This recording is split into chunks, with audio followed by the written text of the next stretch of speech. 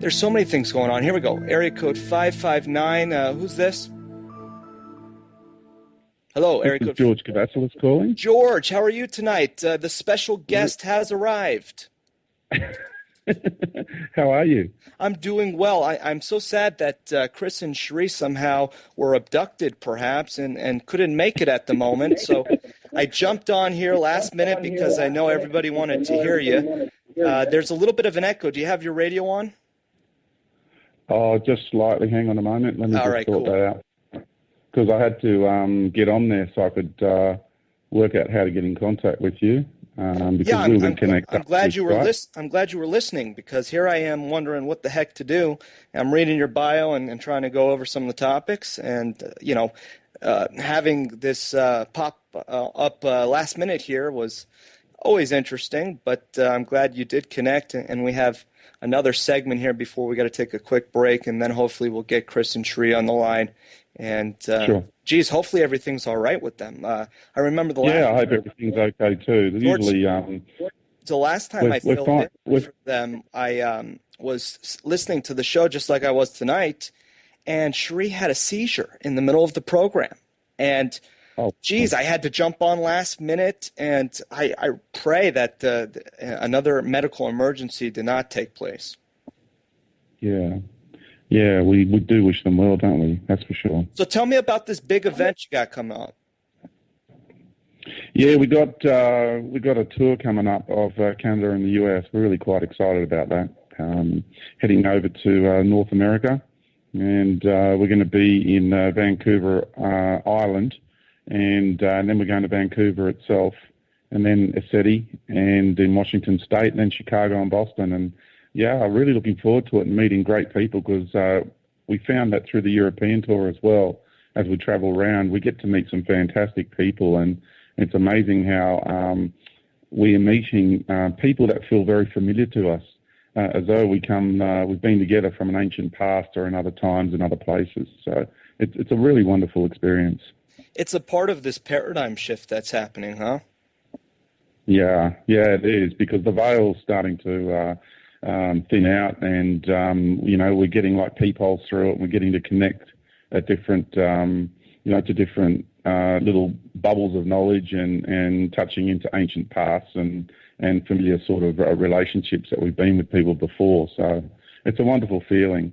And all the information for that tour can be found on our-journey-home.com, which is a website, or for the US, there's a landing page called our-journeyhomeusa.com. All right, well, we already have questions for you from the listeners, so I'll go ahead and read the first one that popped out at me. And they said they would love to know whether you have read the Matrix series by Val Vallerhan.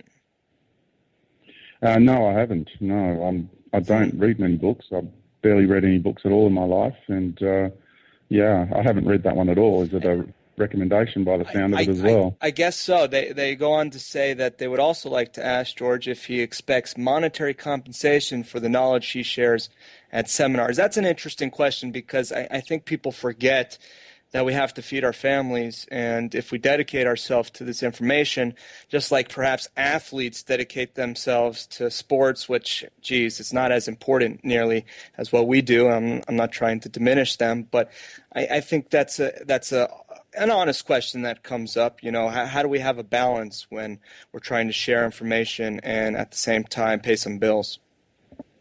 Well, yeah, it's a fair enough question, and it's I tried for a really, really long time to do it in a very limited capacity, and it speaks for itself if you just go onto my websites and you can have a look and get access to an incredible amount of information at no charge at all. And we provide links to every interview that I do, and that's all available. There is a realistic side to life as well. So I am doing this full time. So I do realise people have a bit of an issue with this, but there's the realistic side to life. And if people want to continue to judge on the fact that somebody charges, well, then I just suggest those people, while the person such as myself is travelling, if they can pay for our travel expenses, our air flights, our accommodation, and they can pay for my kids' school fees back at home and my electricity bill and what have you, then they're quite welcome to do that, but somehow that's got to be accounted for. So we're just being practical and pragmatic and realistic about life. So, I think we're still finding that happy balance between everything. So people have heard the commercials on Oracle Broadcasting from Truth Frequency Radio with Chris and Cherie, and they're dying to know what the event's about. They kind of have a lot of open-ended questions in that commercial, and they're going to be coming out with a new commercial in the near future, from what I understand, to give a little bit more of an assessment as to what this event's all about. But since we have you here live on the air, what is this event going to be all about? Yeah, well, it really is about trying to help people to remember who we are. So it's not about me trying to convince people of anything. There are moments in my presentation where I do get a little bit passionate about things, because this is about us reclaiming our sovereignty. But it's definitely not got anything to do with preaching or convincing, or because the whole time through my interviews and my presentations, I just say to people, I honour all journeys and nobody needs to go where I'm going. The reality is I would like very much for people to venture onto the same path that I'm venturing on, and to end up going where I'm going and many others are going. It'd be nice, but if they don't feel that that's their path, then that's just fine. We're not trying to control anybody. This is actually about providing information which actually triggers the awakening within people so they can stand in their own power, in their own right, and they are then better informed to make a decision that's right for themselves. And that's the basic ethos of our presentations. Well, I like that. People need to learn to be an autodidact, and then that echo's popping up again, George, by the way. But, people need to be self-taught. They need to stop being dependent. And once you're free of all those dependencies, then you'll see some positive changes in your life. Yeah, that's right. It's about being sovereign. It's about us reclaiming our sovereignty, because we came here and we incarnated knowing full well what we were in for, and so we stripped ourselves and basically allowed ourselves to become completely vulnerable and to the whim of a energetic group who are controlling things on this planet in recent times. So it's about us being challenged. We wanted this challenge. That's why we chose to be here on this planet at this time. So this is getting out of victimhood. This is about owning all of your creations, all of your life here and beyond, and taking responsibility for life. And it's about growing up really spiritually and emotionally and mentally, and keeping it real. I'm very, very much a realist. As crazy and as outlandish some of the concepts that I share may be perceived by some people, people just need to understand there's a lot more going on in the universe than what we've been led to believe. So there are those few people, such as myself, who have travelled these shores and have been able to see things from a much grander perspective. And it actually took me a while to reconcile that. For an example, when I took that journey into the universe, I came back, and then the next day I had to still do the washing and scrub the toilet and do the cooking and the cleaning. Wow. It's like, what do you do with that? How did you get back to the normal swing of things after such an incredible journey? Yeah, that's the point I'm trying to make. It's like you come back here, it's okay, now what? And wow. You still just got to get on with life here on this practical, realistic 3D level. So It's about trying to balance, find that balance between everything. Because now I was not only walking between worlds, but also walking between dimensions, and walking between galaxies, and walking between the cosmoses and then even walking between universes, because of the extent of the journey that I was able to bring back with me. So it was a really big challenge for me, and it took me some time to in 2004 I went out too early. I wasn't quite ready, and that's why I was manipulated and said the things that I said. And now I went back into myself over the next few years after that, and made sure that now that I'm coming forward, I'm having a far more balanced more centered approach into my presentation. Now, you talk about this journey. Was it a physical journey? Did you actually go there? Was this more of an astral projection, something in your mind? I'm interested to hear a little bit more about the journey into the universe, as you put it, because to the average person out there, that sounds very wild. That's, for lack of a better term, that sounds very exotic, very interesting. Yeah, and sounds crazy and deluded and all those other labels people wish to throw at people. So I totally, look, I openly admit if, people want to see me as being deluded, they're welcome to do that. Either I'm totally deluded or I'm mind controlled or it really did happen. So these are the options I prepare to present to people. I say you make your own mind up or your own heart up. It's up to you to feel into it and see what you come up with. But the fact for me is that this trip really did happen, and no matter what anybody would like to categorise it as, it's entirely up to them because they'll be coming from their little neck of the woods. Hey, George, when we get back, we're coming up to a quick break. When we get back, I'll ask you to describe that journey a little bit more, and then we'll tell the listeners where they can find out more information about the talk you're going to be giving in the U.S. and Canada. And hopefully we'll be joined with Chris and Cherie and track them down. Anyways, the show must go on. This is Truth Frequency Radio. All right, folks, welcome back to Truth Frequency Radio on oraclebroadcasting.com. George, what's the website for everyone to keep up with you? Yeah, I've got my old website, which is georgekavassilas.org, or they can go to my new website, which is our-journey-home.com. And they can also go to the US tour page, which is ourjourneyhomeusa.com. And either of those areas are good. And for people that want to look at the events, want to look into the events for Canada, then they can go to either the websites and just go into the events tab. Very cool. And all the information will be there, yeah. Awesome. All right, well, during the break, George, as you heard, we did get in touch with Chris and Cherie, so have no fear. You guys won't have to hear my annoying voice the whole show tonight. And you can tune into my show 5 days a week. I'm sure you're sick of me by the end of the night, as I'm sick of being on the radio by the end of the week. Anyways, they'll be back in just a moment. Everything was all right. They had a power outage. Shows how dependent we are on the grid, huh?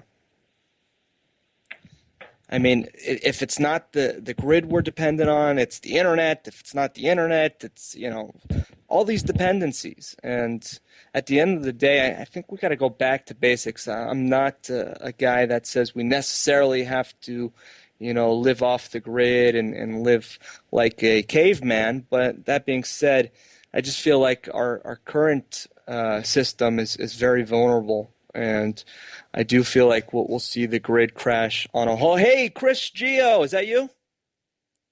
Are you there? I saw him just pop on the call. He's probably setting up his microphone. Hey, Bob, how you doing? Hey, man, we thought that you were abducted by aliens.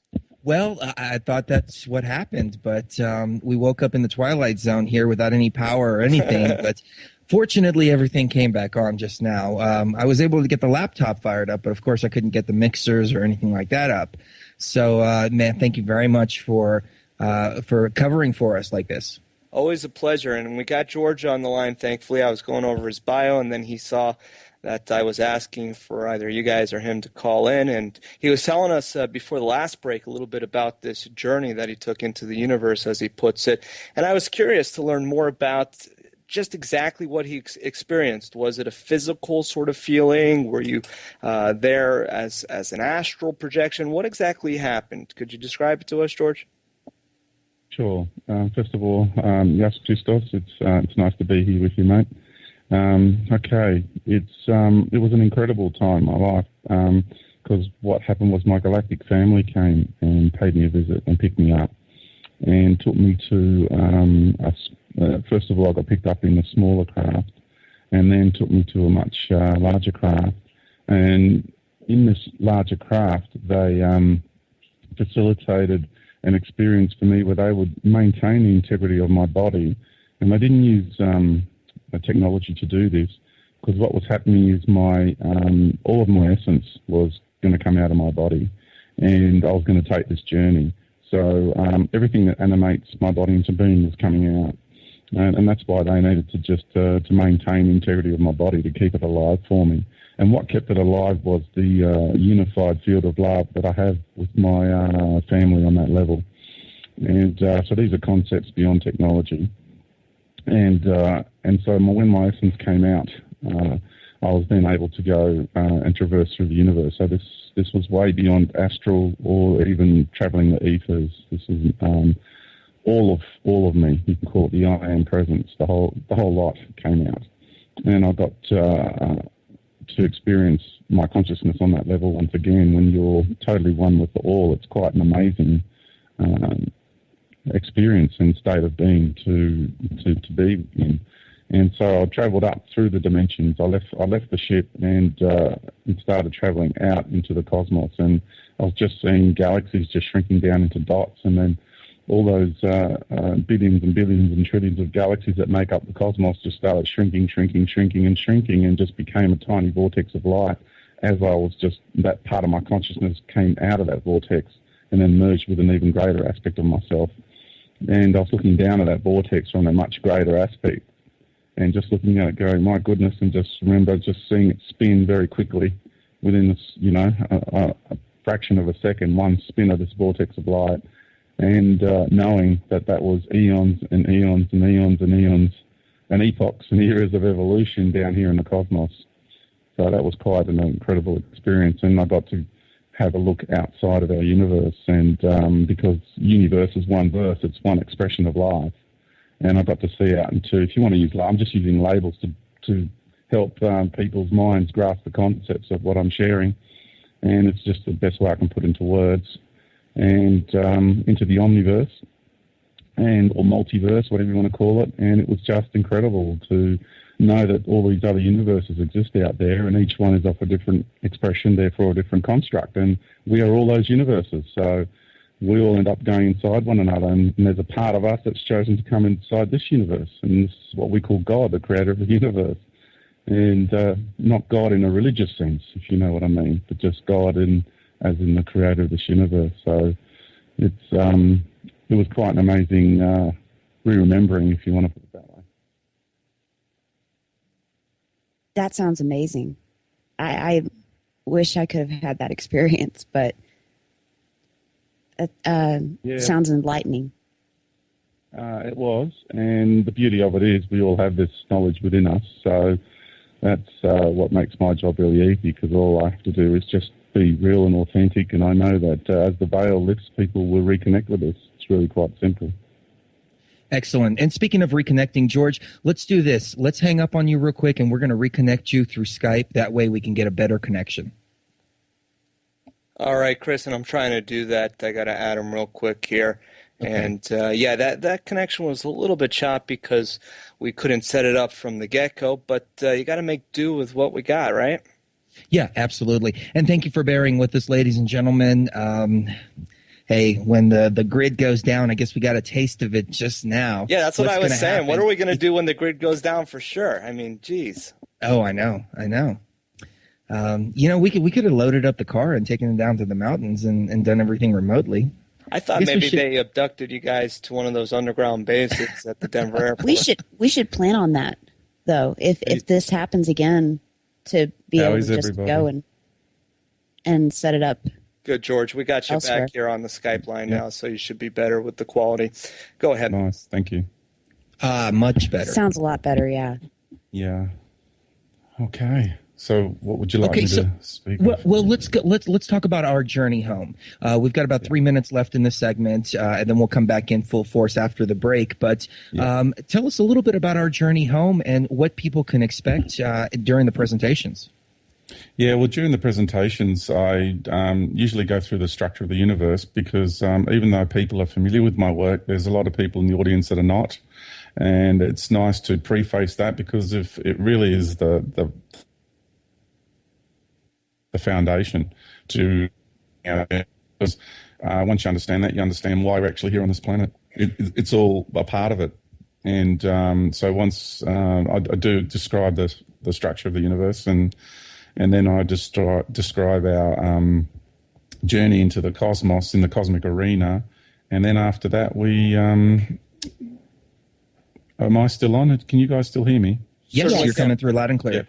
Sorry, just heard something just go off then. And then after that, the journey into this galaxy and onto the planet, and just help people to remember and where it is where we come from and what we are actually doing here and where we're headed. So why is there so much drama here on this planet at this time? And what's the fascination with all these ET races with humanity right now? Why are there so many different races here, like literally thousands of ET races in the last few hundred years, especially, have been in contact with the human race, and to this day, it's really quite amazing the drama that we are in the middle of and continues to unfold. So that all gets explained as well.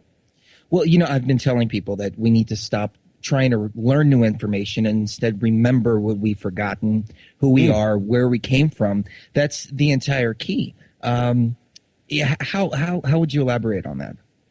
Well, it starts with a basic concept as well as to your existence here. What's basic 101 of your existence here? You are incarnate on this planet. Okay, let's just look at it as basic and as simple as it gets. First of all, you exist here because this planet exists. So the next question you'll ask is, who is this planet? Because you have chosen to have such an intimate relationship with this being, this Earth Mother. So who is she? And the next thing to ask is, who and what is the consciousness of the solar system? Because you're inside the body of the solar system. So who and what is the consciousness of the star that is the solar system? These are the basic. It's as basic as it gets. You exist here because of these beings. And if these beings weren't here, you wouldn't have chosen to come here. So that's about as simple as it gets. So they're the concepts that we take a look at once again. Excellent. Let's take a quick break. We're going to get reset over here. Then we're coming back full force after this segment. Special thanks to Bob Tuskin for picking up like this. Welcome back, ladies and gentlemen. Final segment of this hour here on Truth Frequency. Special thanks once again to Bob Tuskin for picking up the beginning of the broadcast. And our guest, of course, George Kavassilas of OurJourneyHomeUSA.com on the line. And we're getting into who we are and where we came from. And I think that's very important to understand who we are. But I have to ask you this, George. If we perceive this reality, then this reality exists. But if we don't perceive this reality, does this reality exist? Yeah, it still exists. It depends on your level of awareness. The reality is still there. It's like some people say this is all just an illusion. This is all just a dream. It's just a holographic reality. What is an illusion is the level of awareness that it's the mind matrix. It's the paradigm of awareness that we are currently perceiving. That is what's the illusion. But the planet is not an illusion. The planet is an organic body. It's part, and so is the sun. If somebody has looked deeply into the makeup of the construct of these realities, then sure, because you can go on forever saying, you can say the third dimension is a holograph relative to the fourth, which is a holograph relative to the fifth, which is a holograph relative to the sixth, and so on, and so on, and so on. These concepts, I say to people, be very careful of all these mind-bending philosophies, because they are there to... their specific intention is to make sure that they devalue your existence here. They devalue what's going on here. And some of them even build a resentment towards your existence here. And if they do that, if they succeed in that, then that internal divide is huge. It's huge because you chose to come here. So if they've got you resenting your very existence here, then they've got you resenting a part of yourself. So be very, very careful which of these mind-bending philosophies you choose to entertain. I don't resonate with any of them. For me, this is a reality that is real. It does exist. We all chose to come here, and it's important not to play the victim about it. At the fundamental level, though, what exactly is this reality? Because if you take a computer, for instance, without the monitor to project the images, then it's nothing but ones and zeros. Does the same apply for our reality? Well, this reality, first of all, is a collective projection. So not only does the collective human soul have a complete responsibility for what's going on here, that means all of us together. There's also the consciousness of the planet. There's also the consciousness of the elemental kingdoms and all their spiritual hierarchies and all the beings that are involved in creating that aspect to our reality here. So this is massive. This is a massive undertaking. And, this planet is a fractal of the universe. And we embody, we also are fractals of the universe. So all life is represented here on this planet, and all life is represented in our bodies. It's a massive, massive undertaking, what is going on here with this planet. And there are beings out there who are insanely jealous of us, and they want nothing more than to try and lure people and entrap people into their paradigms of awareness. And this is the whole game that's going on here, and we wanted it. I mean, we chose to collectively create this reality and to be a part of this challenge that we set forth for ourselves. Have you ever experimented with like psychedelics, like ayahuasca, or any shaman rituals like that? No, I have smoked pot in my life, but I've never. I haven't done ayahuasca, and I haven't done mushrooms, and I haven't done anything like that. No.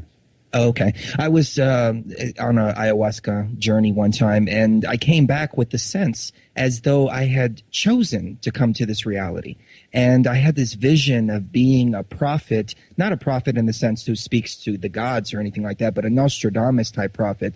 And that I predicted all of this at one point in time, hundreds of years ago. And then I made a deal to come back to see everything play out. Is that the same type of deal that we've made in order to come back? I mean, was that one of the reasons so we can watch all this unfold? Yeah, and that would have been a deal that you made from your galactic level of consciousness, from your cosmic galactic level of consciousness. So that's the 4D aspect of yourself. So we have thousands of ourselves scattered throughout the cosmos, and if not more, in many different realities on many different levels. So the part of us that is all-knowing is the 5D and above. Now, the fifth dimension in my model is vastly different to many other people's, and that's some of the things that I explain. I mean, you're hearing extraterrestrials turning up, and they say that they're from the fifth dimension. Well, firstly, there's no technology in the fifth dimension. So the moment there's any technology of any kind, then they're not 5D in my model of the universe, because everything from 5D and above in my model is pure organic consciousness. So there is form in the high self realms of the 5th, 6th, 7th D, and then above that there's just pure energy. There's no more form. So yeah, it's like again, it comes down to, just because someone turns up and says they're from somewhere, you've got to be careful of labels. It always comes down to the expression and intention and content. I guess what I'm trying to wrap my head around is, with so many different levels of existence and so many dimensions, the third dimension seems so minuscule. What effect can we have on the rest of consciousness just from here on a 3D level? Well, you see, we've been on the road to compression. So we've funneled life down into this galaxy, into the star systems of this galaxy, into the solar system, and onto this planet. So we've been on this road to compression. That's the path, and that's our, what, if you want to call it, the divine plan. And what happens here on this planet, being a fractal of the universe, affects life everywhere in the universe on all levels. What's happening here on this earth is literally the most important thing. And when you get past the planetary veil of control, then you're confronted with the cosmic level of control. People don't realize that there's an intergalactic cabal which has got major plans, and who are the ones who have really been in charge. And once you get past this cabal, then you get to the rest of life in the universe. So there's extraterrestrial races out there. There's no numbers to count them, and the rest of the dimensions of the universe, of peoples and beings who are our families and the places where we've come from, and they know who and what we are, and they all hold us in the highest esteem and consider us in the highest of regards, and know that we are the way showers in this universe. And so it's a very, very big deal what's going on, but it's about getting past these veils. And the best way to do that is to go within yourself, within your heart, and that's where that connection to the rest of the life, well, beyond these two veils, really is. I've been hearing that a lot lately, that we have to think from our heart. We've had a few guests on here talking about the heart smart process, I think is what they called it. But how can people recognize when they're thinking from their heart versus thinking from their logical mind? Yeah, that's a very good question. The heart-head issue, that really is what comes down to it. And when I say the heart, I don't mean the heart chakra of the 7 chakra body. I mean deeper than that. So the 5D body, I don't mean to get more technical about things, but the fifth dimensional body embodiment has a single energetic center in the middle of the chest. When you venture from there and you project yourself down into the 4th dimension, that's where that energetic center fragments, because, when you're in the 5th dimension, you're in oneness and harmony with creation. It's what people call it heaven, people call it all sorts of different names, and it's known in every culture, like Shambhala or Chula for the American Indians. Not what they call the Chula Society of Germany. That's something different, and Agartha is something different. That's a holographic reality, extraterrestrial holographic reality inside the Earth. That's different. So we're talking about Shambhala, Avalon, Valhalla, and Chula, and those sort of names are these names and labels given by cultures for this much higher dimensional state of being, and then you fragment as you project yourself down to the 4th dimension, and that's when you experience things like the 7th chakra body, because that's a fragmented state of being.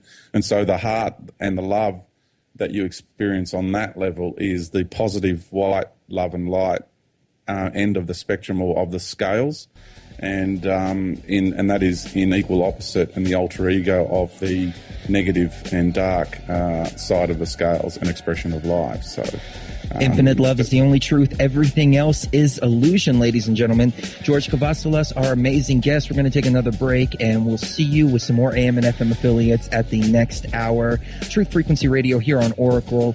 We'll be right back. Once again, our guest is George Kavassilas. Our JourneyHomeUSA.com. We're talking about the amazing upcoming events. August 13th, Trout Lake, Washington. August 20th, 21st in Chicago, Illinois. And August 27th and 28th in Boston, Massachusetts. And George, we only have a few minutes left in this segment. Then we're going to have a nice long 20-minute segment after this. So tell people where they can find your work. And besides the performances that that are coming up in August, what are you working on? Yeah, besides the tour, I'm putting together an ebook, which I want to make available for the people in the near future, because it's a perspective that I'm sharing seems to be one that people resonate with. They just understand this perspective, and to get the information out to people in mediums that they can easily obtain and work with is my intentions and what I wish to achieve. And a lot of information on previous interviews and videos and what have you are available on my 2 websites, georgekavassilas.org and our-journey-home.com. How long are the presentations?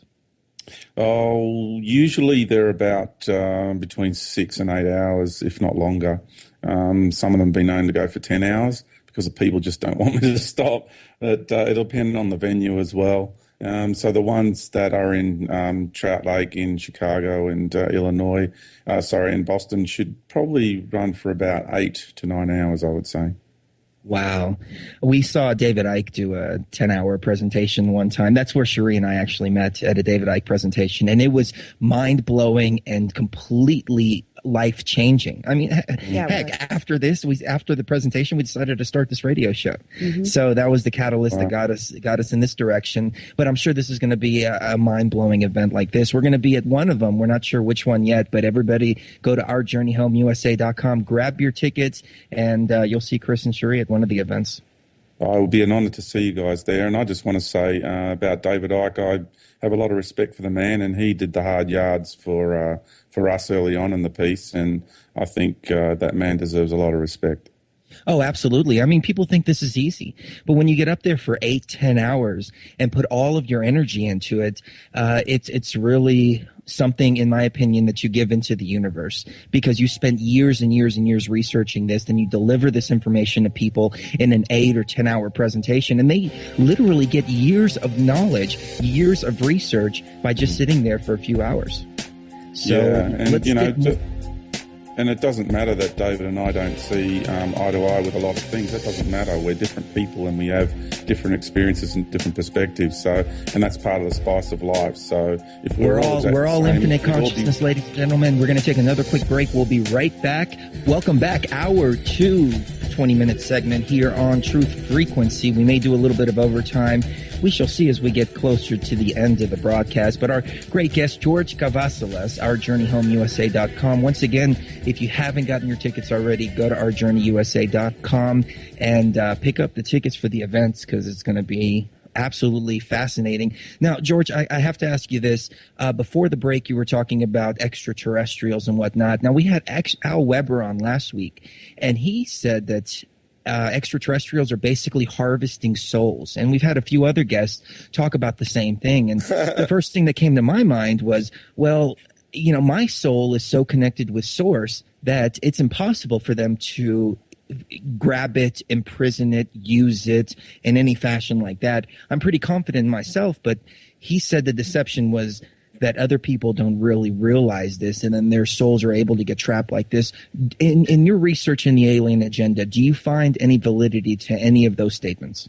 Yeah, well, not just my research, but also my experience in experiencing those higher dimensions firsthand, personally. I would say that they can't, because it'll be by definition of what soul is. Again, you know, like my fifth dimension is different to other people's. So what other people call the soul and the ability for the extraterrestrials to entrap a soul is really not the soul in my definition of life, because my soul is my I am. It's one and the same, so they can't touch that. It's unreachable by them.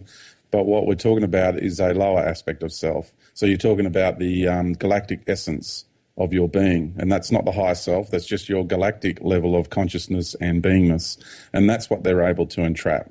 And it's about, it's you know, like David says, it's not, he says it's a battle for our attention, but it's not just that. It's also a battle for our awareness. It's you know, they get to your awareness through your attention. It's both. And it's all about awareness, because if you have a particular awareness about something, then that will determine your path from, you know, the perspective of the lower domains in the drama here in the arena. So they know that it's all about your awareness. And some people are calling that soul, but it's just a galactic level of your being. And that's the part of us that have come down, that have played these dramas on the cosmic level. You know, massive amounts of dramas in so many different star systems and so many different galactic systems, and that's the level of us that has come here to Earth, and they want to keep everybody down here, and we're actually on the way of coming out of that drama and leaving this paradigm, this version of duality, and going up and integrating everything and going beyond duality and becoming a universal creator of love and light. So this is much different.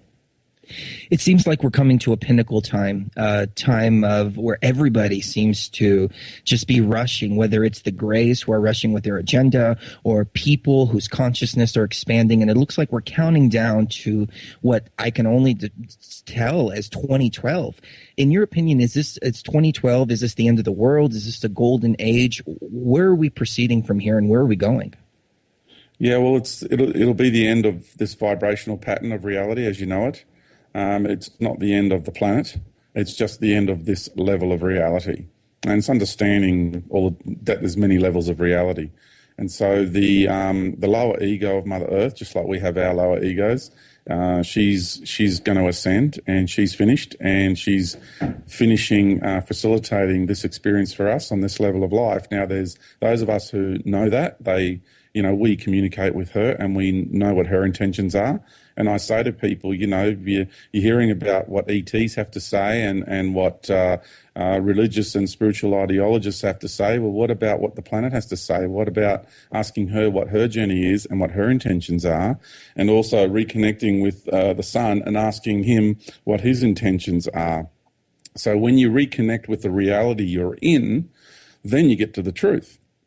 But people just seem to be bypassing that and allowing their level of awareness to be totally captivated by all these other paradigms of attention, and they're falling victim to it because they're, like I said, they're trying to grab your attention, and it's all distractions. It's all about distracting everybody from reconnecting within themselves, reconnecting with the heart of our Earth Mother and the heart of the Sun and the rest of life in the universe.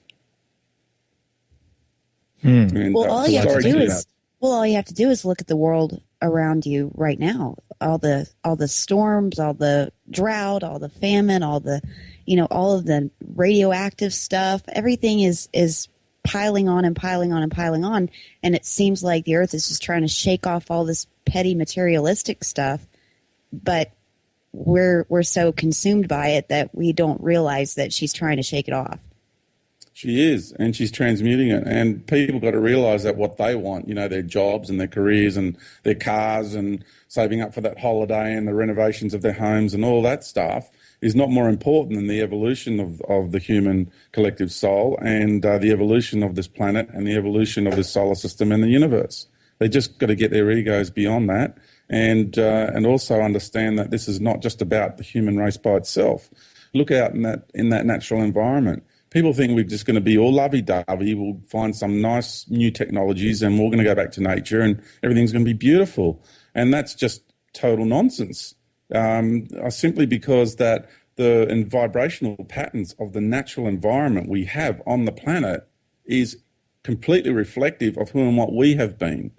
And it's totally consumeristic, totally barbaric, and it has to go. So you can't have a group of enlightened beings walking around a natural environment where everything kills everything in order to survive. And I am being logical about this. I'm being rational about this. I'm just my reasoning and my rationality and my logic is coming from a much grander perspective than most people have access to at the moment. And people go, gee, that's really arrogant and egotistical, but it's not. It's just that if you have removed yourself from the forest and you do have that greater perspective, you can see the structure and where things are headed, and it's just the way things are. And people just got to get past that. They'll just want to judge me for ego because I deal with this a lot in my travels, and the reality is that they've got to realise that their level of awareness is limited, and the moment they leave the forest, they will understand where I'm coming from. And so this is not just about the human race, even though we are the principal life form here and the main point of focus. It is also our natural environment and all life connected to that. And so the Earth's crust and the natural environment is the lower ego of Mother Earth. It's Lady Gaia or Gaia. So when you get into her heart, you hit the Christ Sophia consciousness. So you've got to understand that she's now transmuting her lower ego. So the Earth's crust will go. And as crazy as that sounds, people just got to get connected back in touch with reality and not realise that this is just some diluted notion because they don't understand just how deep the trance is that their minds have been captivated and immersed into, and the human mind collective mind for such a long time. We had Joe Rogan on, who's a stand-up comedian, and I can't help but think of that Mel Brooks movie where he calls himself a stand-up philosopher, because in the essence of it, that's what you really are when you're doing something like that. You just kind of philosophize on life. Well, one of the things that he said was that we're basically cancer and that we're here to destroy the planet. What if that's what we're supposed to do and we're doing a damn good job of it? Yeah, well, we were here to totally lose connection with our greater selves. That's what we wanted. We volunteered for this journey into separation and to allow the human essence to be, I would say, to be totally at the whim of the forces of darkness and limitation and to experience separation to the nth degree in this form of being. And we've done that, and we've achieved it. And now those of us who have worked through that and are reintegrating and reconnecting with the greater aspect of self and the rest of life. And there are those who will remain trapped in that separation. Not everybody's going to ascend. And that's just the way it is. Some people are ready to do it and some people aren't. And that just has to do with the fact that some entered this universe before others did. And there are those of us who entered very early on in the piece, and we're right at the end of this incredible journey, and we have mastered now the construct called light, and we're about to become creators of light. So that's basically, that's about as simple as it gets, really. I'm trying to understand the dimensional and consciousness shift from I'm getting a little bit of echo from your end, George. Sorry. But I'm trying to understand the shift from a physical perspective. And the only thing that I can put my head on is that there's possibly some kind of catastrophe coming, and that there's going to be a mass, not an extinction, but a mass deaths all over the place. And the people who die, naturally, when you die, you move into another dimension. Your consciousness is naturally expanded. Is there another means of this, or is this basically what we're facing? Well, what we're facing is the fact that Mother Earth is going to transform into a body of light, and there are those of us who are going to take that journey with her, because when you do birth into a new state of being, you birth through the womb of a mother, and that's why I'm choosing to do it in the organic fashion. And there'll be all sorts of versions of ascension on offer. Galactic Federation, for example, will use ascension chambers. That's one of their methods. And I don't want to go into a piece of technology and have someone control that technology and therefore control what level I ascend to. You know, and they say you go into the chambers, you come out fully conscious beings. Well, you know, if people want to take that path, they're welcome to it, but it's not for me. There'll be others who will come down, their religious deities will come and take them out of body and take them to their paradigms of synthetic light constructs, which they will call the divine light. And so there's that as well. And there's the harvesting. They're coming to harvest their human herd. That's how they put it to me, because I've had meetings with these beings off-world and interdimensional. So it's understanding the harvesting that's about to take place here. And it's not harvesting of souls, it's harvesting of astral bodies and galactic level consciousnesses. So that's what's going on. And Mother Earth does need to transform, become a body of light. So yes, the level of reality as you see it will go. So yeah, to answer that question you asked me, there's many aspects to that question. You know, you've mentioned the extraterrestrials over and over again. Who created us? Was it extraterrestrials? In my opinion, from what I found, it was basically the Anunnaki who created us, genetically engineered, created us to be slaves. And that's why in our DNA right now, we have infused to collect gold and other slave-like mentalities like that. And we can't seem to shake it. I mean, and fundamentally, were we created as slaves, or is that just a big deception? No, that's it's not a deception, but it's not the whole truth either. We weren't originally created as slaves. We're originally, you and me and many others on this planet who are here at this time are taking responsibility for that which we have created. This is who we all are. We are the beings that have been managing this reality for a very long time. And we did not create these embodiments as slaves. We created these embodiments where we blended all the genetics of all the races that exist in the cosmos. So we could create one generic form called human, which will hold all the codes, and therefore any race can come and incarnate into human form and go about rebalancing their soul so they can now leave, rebalancing this aspect of self and reintegrate with their soul and with the higher aspects of self and leave this lower paradigm of the universe, because we are graduating, because we've mastered basically the construct of light. So, because that's what the construct of this universe is it's a light-based universe. Vibration or sound or frequency, whatever you want to call it, it's all the same thing.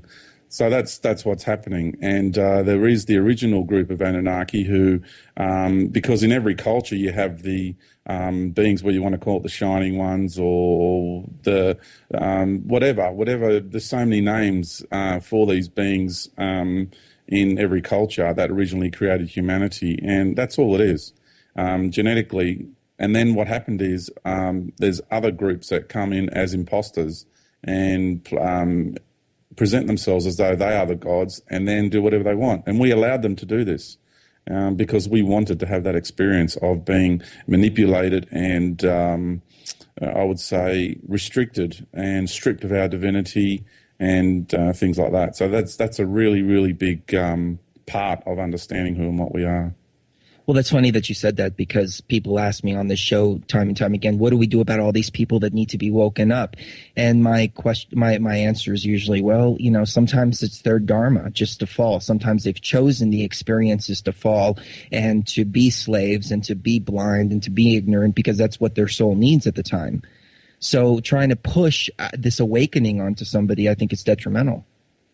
It is detrimental, and you're creating a positive imbalance, and that's one side of the scale. That's that conditional love. Your love is being very conditional in that moment, and that's the positive white love and light side of the scale. So to be unconditional is to integrate both the dark and the light and go beyond those two aspects. So, yeah, who and what we are is very important, and we hold all the codes. So any race, I mean, if you were to remove the veil, you'd just see a freak show here going on this planet, because every race is incarnate here on the planet and represented here. So, yeah, we are fractals of the universe. We have the whole universe within us, and that's why this is a monumental battle. So from a religious perspective, when they say it's God versus the devil, so to speak, that's a nice metaphor, but, it's kind of like that, but it's not like that.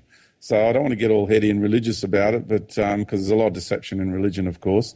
But, it really, there's aspects to religion where the concepts are kind of there. Well, it's funny that you mentioned that, because there's so many people that can, the Christians and other religions like that, who acknowledge demons, they acknowledge Satan, they acknowledge outside forces. But when you make the leap that they're physical or interdimensional beings, then they go, oh, blasphemy. No, that doesn't exist. So it's funny, the double talk and the double think that most people have. Religion's like a packaged meal, like macaroni and cheese. It's not even something that's original. It's something that has been prepackaged for you to ingest, and that's your food. Even though you don't want that, you want vegetables and meat, and you want stuff that's good for you, and they're like, nope. Mac and cheese. I can't help but think of the Old Testament where they wanted meat, and so God gave them tainted meat. I don't remember what the verse was. Yeah, there's a lot of you got. For me, I'm really careful about all these things, and there are threads of truth that have made it down through the ages, but they're few and far between. And I'm really wary when it comes. I'm very cautious when it comes to anything biblical or anything, because I use quotes from the Bible. They're the threads that I feel that have made it through, and the meek shall inherit the earth, and that's why we're about to become empowered and reclaim our sovereignty over this domain, and this is our planet, and this is our home, and we're one with Big Mama, and the sacrifice of the feminine is incredible. I mean, the sacrifice of Jesus was, or Yeshua, or Emmanuel, whatever you want to call him, was far greater than we've been led to believe, far, far greater, and I go into detail about that in my seminars. And what he did for us was incredible. And yes, he did walk this earth, and he died a man, by the way. And the other thing was the sacrifice that is even greater than his, and that was the divine feminine. So the feminine sacrifice is the far greater one. And she's the forgotten hero in all of this, and I go into detail about that as well. Well, yeah, I mean, we've got a complete imbalance between the masculine and the feminine energies in this world, and if we can rebalance those, I think that would be the key.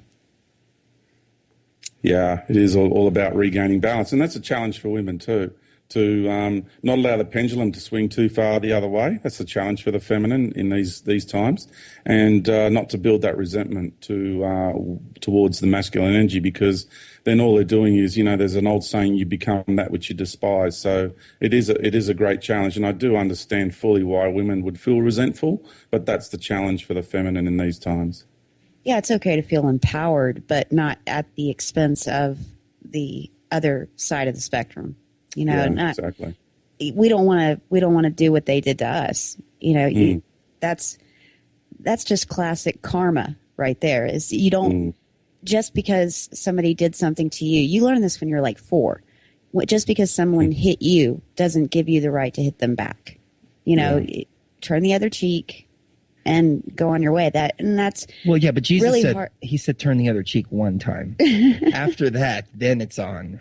Yeah, but there's a lot of feminist types out there who are all into the divine feminine and all this, but I think they're both divine, and that we need to recognize the divine within each other instead of just pushing one side. Yeah, no, I totally agree with you. Yeah. George, how many races of ETs are there? Because I've heard so many different numbers. And what are some of the more malevolent ETs? Oh, crikey. Where do I begin with that question? First of all, there's more races than you can count. That's granted. I've had some incredible experiences with, I went to in this galaxy, the home world of the cricket races, and met with the Queen. That was really beautiful. I met with ancient mantis beings. I met with whale beings. I've met with lots of human tribes, of course, peoples. I've been into higher planes of existence and met with what could be termed angels if you want, but I've got to be careful with that, because even the paradigms of false light have their own angelical hierarchies and ascended masters and all that sort of business. So you've got to be really careful with those labels. It's many ET races, and it got down to 12 main groupings. And they reflect the 12 main archetypes, personality archetypes of the Creator. And those 12 main archetypes of the Creator, because we're talking fractals of 12 now, are now the 12 planets in our solar system and our 12-stranded DNA. And that's why he had Isus and his 12 apostles, and you had Mary and her 12 apostles or high priestesses, which conveniently gets left out of the story, who, by the way, did most of the healings and did the actual baptizing and allowing people to access the higher sacred waters. It's the feminine in this reality that has the power and grants access to that, by the way. And so it's fractals of 12, and there is a council of 12, and you got the 12 Olympians, and it just goes on and on and on. And then you've got all these imposter groups, and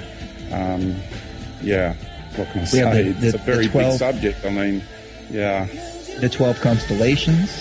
12 seems to be replete throughout, and maybe we can talk about the 12th planet when we get back from break, ladies and gentlemen. George Kavassilas, our guest, OurJourneyHomeUSA.com. Another short break, and we'll be right back here on Oracle Broadcasting. Welcome back, ladies and gentlemen. Bottom of the second hour, time just flying by with George Kavassilas. And let's get into fractals a little bit, and maybe fractals to the power of 12. And we'll see how we can connect everything to 12. But George, can you tell the audience a little bit about fractals for those who aren't familiar? Yeah, what is a fractal? A fractal is basically a smaller version of something else. So really, when you look at the fact that we've been on this road to compression, like I speak of, that we enter this galaxy, and the makeup and the construct of this galaxy being the densest in the universe, is that if you take a galaxy from out there and you compress it down and you express the whole of life in one galaxy, all the different races of life, all the different expressions, all the wisdom that have been gained from all the experiences of all the beings that have ever entered that galaxy, incarnated into that galaxy, and the wisdom of all the experiences gained, then you can press that and you squash it or compress it down into a star system, and you then place it inside this galaxy. And so each star system of this galaxy is actually a fractal of a galaxy out there. Because we wanted to create the environment of taking all our fragmented states and all our separated expressions of life and now start reintegrating life. So we needed to create an arena of compression. And that's what we did by creating this galaxy and allowing the beings and the consciousnesses of all these other galaxies to re-express themselves in a fractalized state, in a very compressed state. And then the races of the people from those stars, from those galaxies, were chosen who would incarnate onto the star systems which represent their peoples from their galaxy. So they then projected a more limited and compressed aspect of themselves to have an incarnational experience in their star system, and then they became the ambassadors and the way showers and the representatives from their expression of life in their galaxy. And that's what the construct of this galaxy is about. That is what the Milky Way is. is basically a fractal of all other galaxies basically in existence. It's quite an amazing setup. And so we've been on this road to compression. So we're compressing and went from a galactic level now of a drama, and we took it down into mostly the Orion Nebula after that, because the Orion Nebula is huge. It's almost like a mini galaxy within this galaxy. And then from there we came to the solar system, so we're compressing it again. And then from the solar system we brought it onto one planet. And so we've been compressing and integrating. And that's why we've just been working with fractals all this time. As above, so below. You know, I've always thought as a child, I used to sit and think, and of course the teachers didn't like that very much, so they gave me F's in school for thinking outside of their box. But I used to think, what if, you know, all the little cells inside of our body are galaxies in themselves, and then in there you have beings, and in those beings there were galaxies, and the macrosphere and the microsphere, and it's just a constant another level of existence, from huge to the small minuscule. Yeah, that's how it's pretty much structured, and we are fractals of the universe, each one of us, because we have the ability to become a universe within ourselves. We have access to this universe within ourselves, and we're in the process of becoming that, because the whole point of coming into this universe to begin with was to learn the construct of light. So we had to experience everything that light has to offer, all the light and all the dark and everything in between. And we've done it all, we've been it all, we've seen it all, and we're at the end of a very long journey. And that's what the main calendar is talking about. When you look at the cycles of consciousness that are connected to those cycles in the main calendar, it just explains that there is consciousness is connected, and they're all closing these cycles, and some of them are on the magnitude of universal scale. And it's like, well, what is this consciousness? Well, the truth is we are. It is our consciousness that is these consciousnesses that are closing these cycles. So that's understanding the Mayan calendar. Well, you mentioned the Mayan calendar and 12, so I have to ask you, where does the 12th planet play into all of this? Is that all hyped propaganda, or is there really a 12th planet that comes around and creates catastrophe every so often? It doesn't do it every so often. It does it when it wants to. It's got its own propulsion system, and it's heading this way now, and it's not far away. And it's just part of the galactic drama. Understanding that, look, for example, we are all planets, we are all stars, and we are all galaxies. That's fact.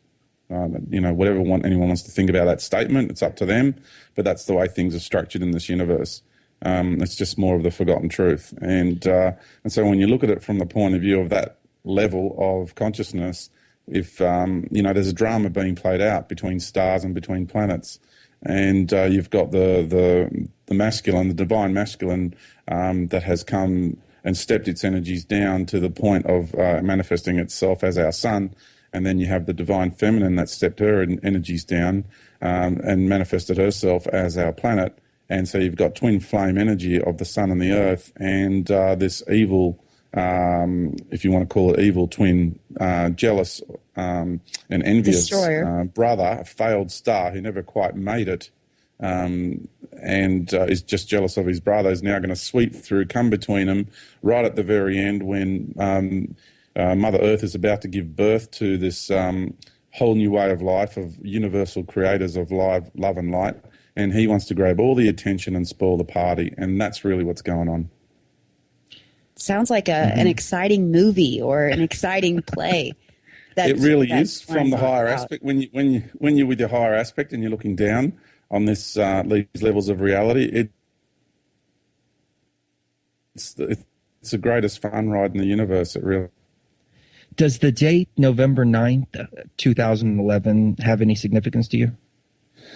Oh, there's a lot of dates that do. The 9th of September. November. Yeah, the 9th of November does, and the 22nd of November does. Now, don't forget all these numbering systems are within the calendrical system, so that is really within the matrix. So whenever we're resonating with all these numbers in the matrix and we're considering them, please understand what it is you're considering.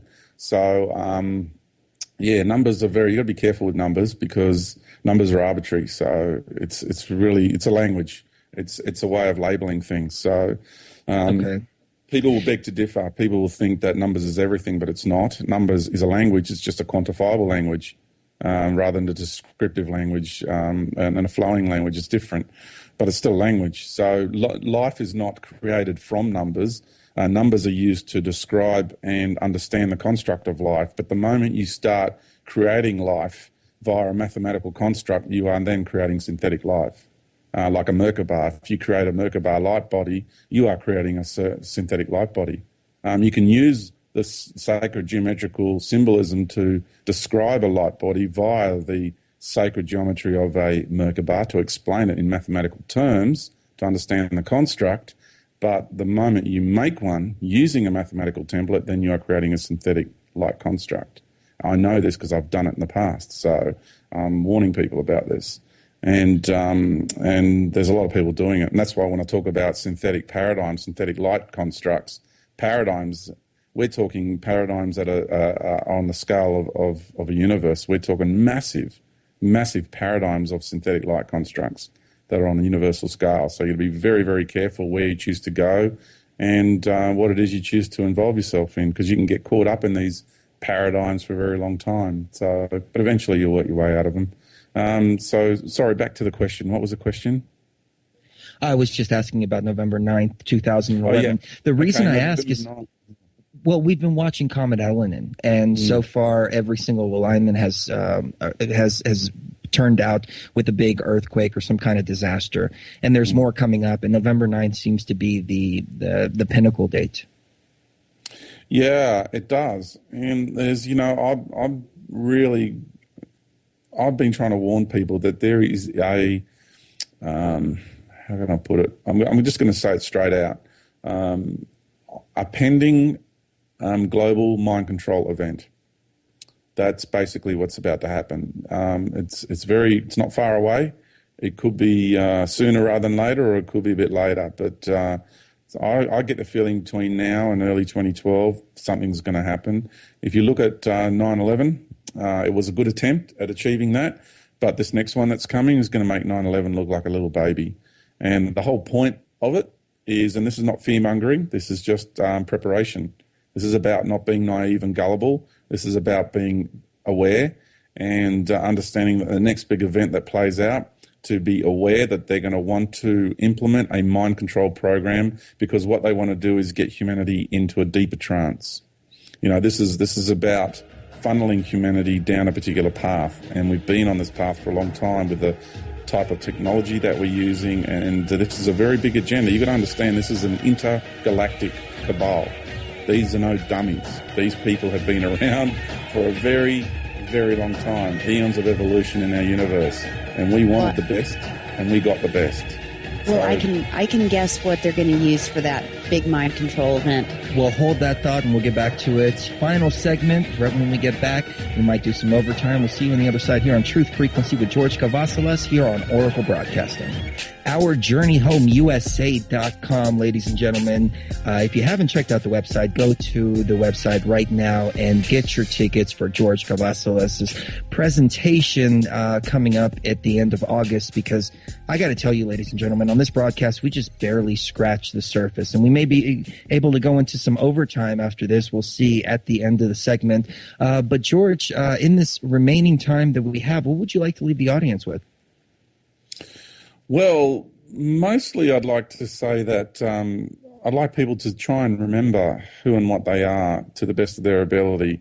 And the best way to go about that is, there are a few little golden keys in my understanding of life. And one of them is to be to just express gratitude for Mother Earth for facilitating your existence here. She gives you the air that you breathe and the water that you drink and the food that you eat. You're swimming in her atmosphere. You're immersed in her magnetic chamber. You're so intimately connected with her, and she's nurturing you every moment of every day. And it's just the forgotten relationship, just the basic 101 of your existence here. Without her here, you're not here. So it's about as simple as it gets.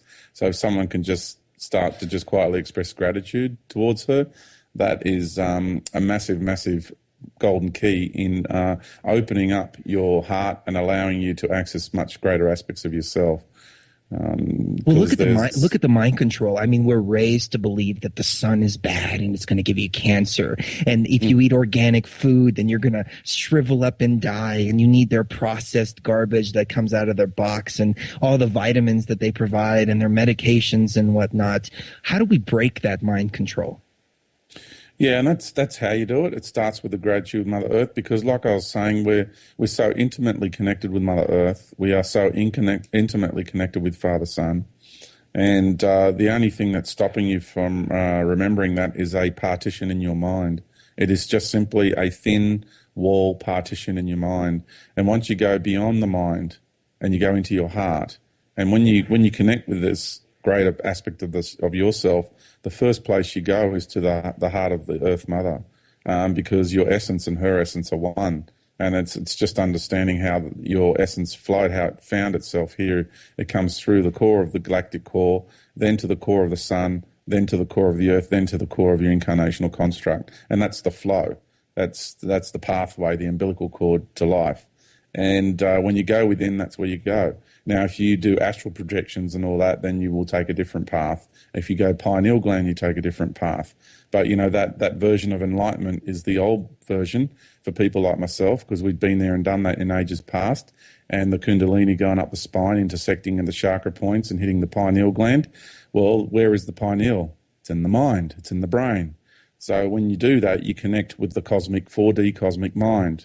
And some people see that as enlightenment. That's because they haven't yet experienced the heart enlightenment.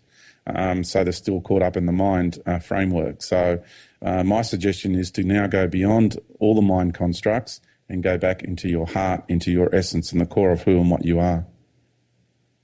Cherie, before the break, we started talking about mind control, and you had a pretty interesting thought. Well, Michael Aquino of the NSA once said that a government can control its people really easily by using extra low frequency waves. We know that HARP and other facilities like it are actively trying to, I don't know how to explain it, control humanity by using frequencies.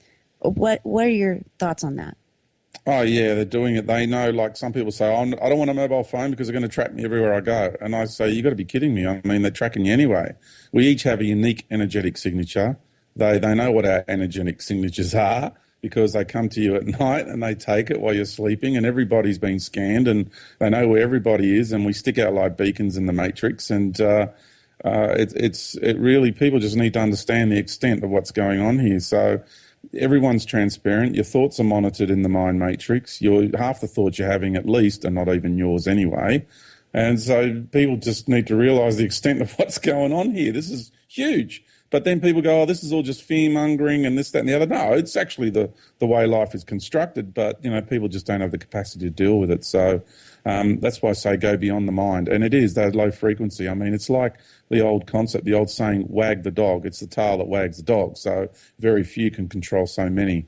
And it's very, very important to get beyond the mind. And, even meditation techniques, what are you doing? You're just in the mind. So go beyond the mind. I don't even meditate anymore. I just what my meditations are is contemplations, really. And I spend more time just working from the heart, just expressing and being from the heart. So it's about getting beyond the paradigm of the mind. And when you do that, then all these mind control techniques no longer have an effect on you. This information I'm giving people is the most powerful. This is about you being authentic, being real, being who and what you truly are, all the truth of your life and all your essence and everything you are is inside of you. You've got access to the knowledge of the all. So I can't tell you what to do. No one can tell you what to do. Well, once you start getting in contact with your own essence, then you know what to do. You know where to go. You'll know how to go about it. And you just can't go wrong. You're absolutely right.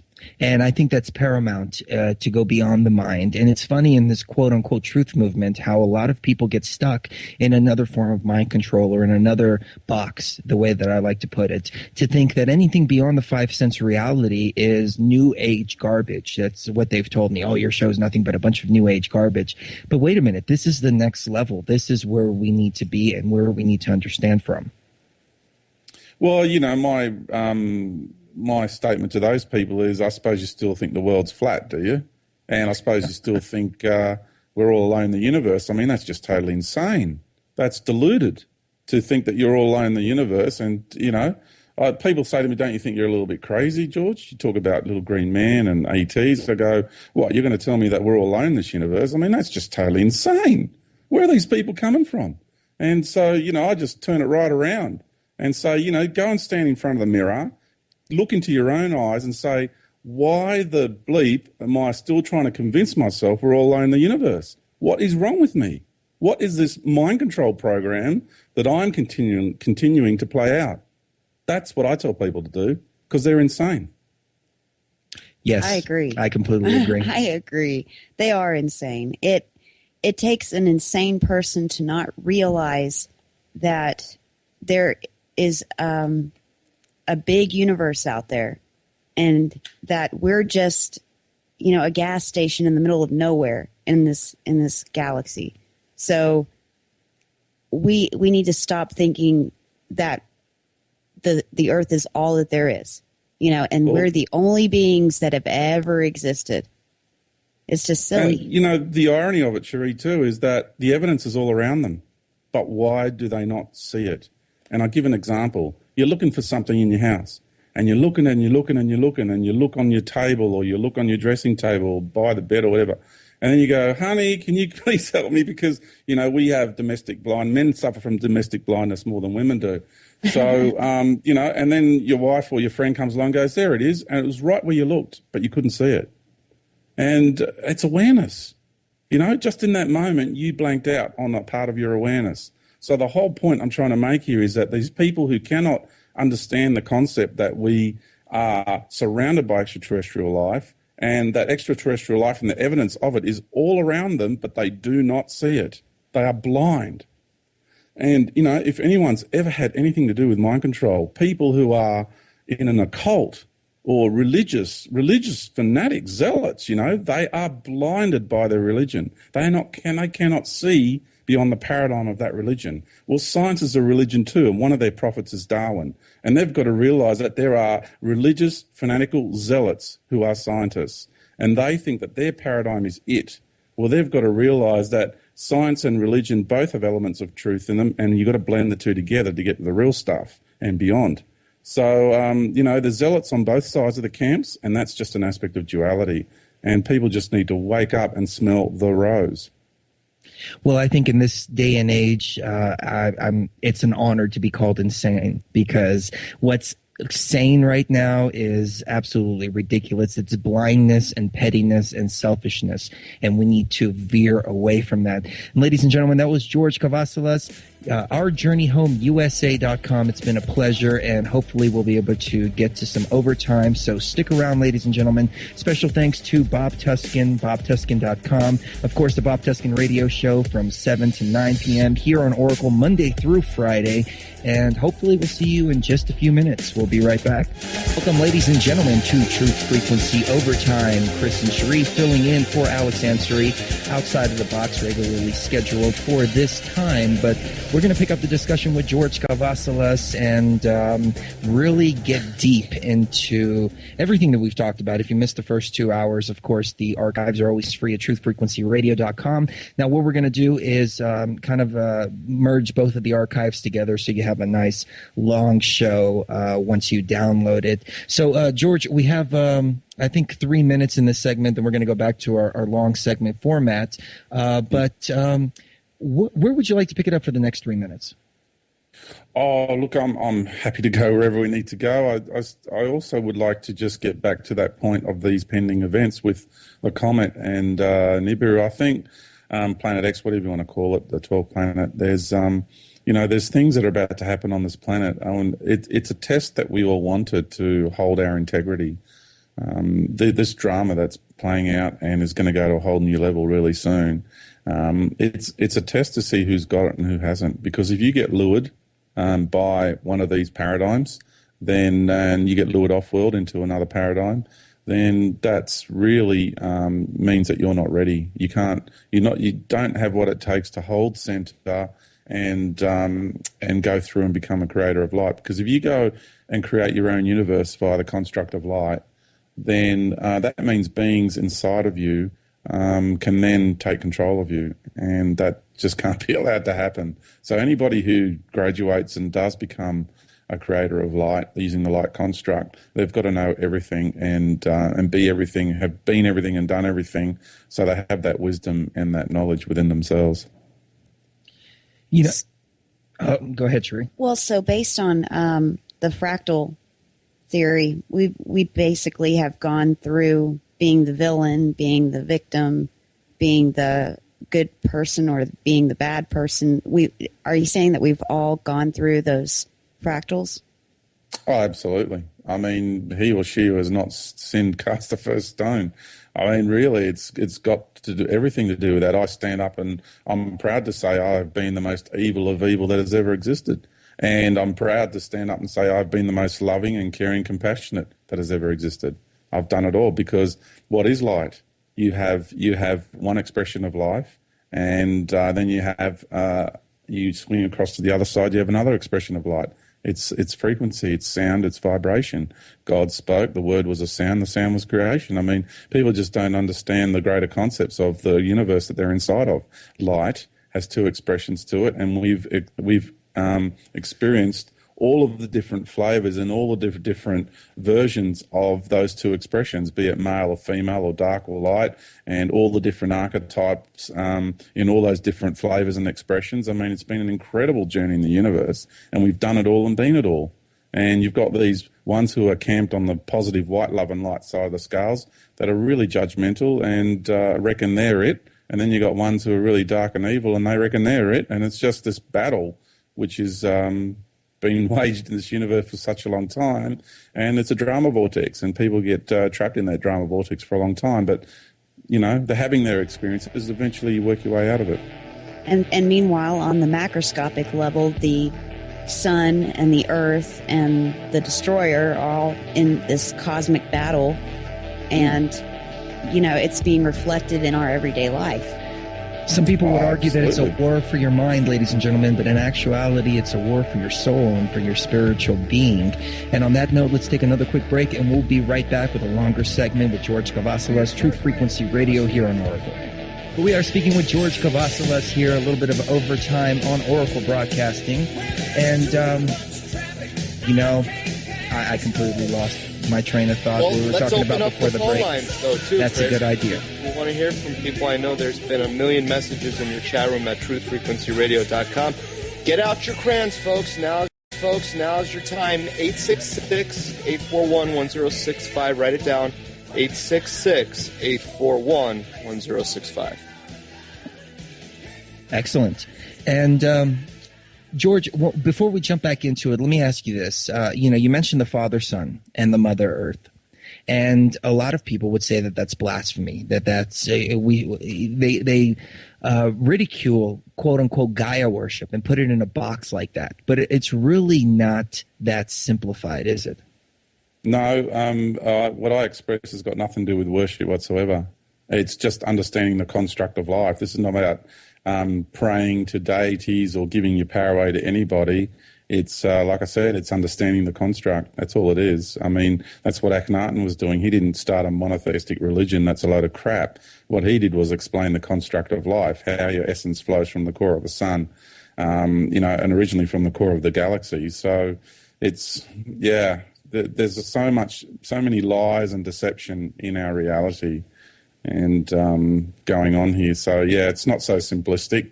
People just need to understand that, you know, the clever programs that these religious dogmas have are to create the divide. I mean, the real Isus was the walking incarnation of the sun, and Mary Magdalene, his twin flame, was the walking incarnation of Mother Earth. So, you know, if you're going to control any planetary reality anywhere, what do you got to do? You don't just go in there with soldiers and do it by force. If you're going to do it properly, you do it by controlling the essence of the reality. Therefore, you control all of life within that environment, because that's a foundational vibrational pattern that runs through everything in that reality. So for this planet, if you control the feminine, you put down the feminine and control it, then you control everything here. And that's what they've done. They called Mary Magdalene a prostitute. They don't tell you about her 12 apostles or her high priestesses. Everything to do with the feminine is a load of crap. Anything to do with the planet and the natural kingdom is a load of crap. And you've got to worship some male deity outside of you. So, the program is obvious. You don't have to be a professor to see what their agenda is. And all they've done the whole time is to create that division between you, the intimate relationship you have with the planet you've chosen to incarnate onto, and also the solar system you've incarnated onto. So, that is the core of your existence here, is that relationship. So they want to create that divide. Well, a pregnant woman will tell you that during the birthing process, you have a spiritual experience. And at a certain moment while you're giving birth, you realize that you are connected to the planet and your baby is connected to you, and it's all just kind of conglomerated into one connection. And you make like a bond between you, that child, and the earth, and that you will serve this child and bring this child into existence and to raise this child. And it's kind of like being the earth at some point. Every woman on the planet carries the archetype of the sacrifice of the feminine, and that's that service and the sacrificial archetype. And so that's massive. I mean, everybody does, but the women mostly. And us men have no idea what women go through, what their feelings and their thoughts and emotions are. Like, the magnitude of what they experience compared to us is so different.